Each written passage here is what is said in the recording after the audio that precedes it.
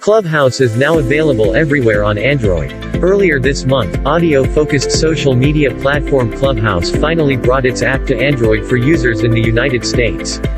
During that announcement, interested users living outside the US only had the option to pre-register for the app.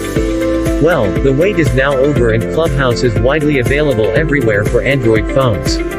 Clubhouse now available on Android. Clubhouse took to Twitter to announce the broader availability of the app. Dear everyone, everywhere, @Android is officially live across the globe.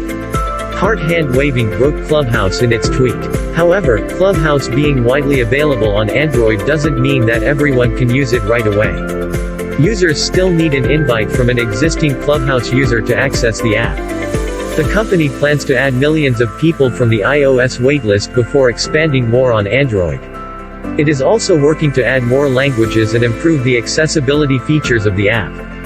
Clubhouse coming to Android is good news for those who were waiting to try out the popular audio platform on their phones. The move should also help the company's growth, especially now that the iOS downloads have slowed down.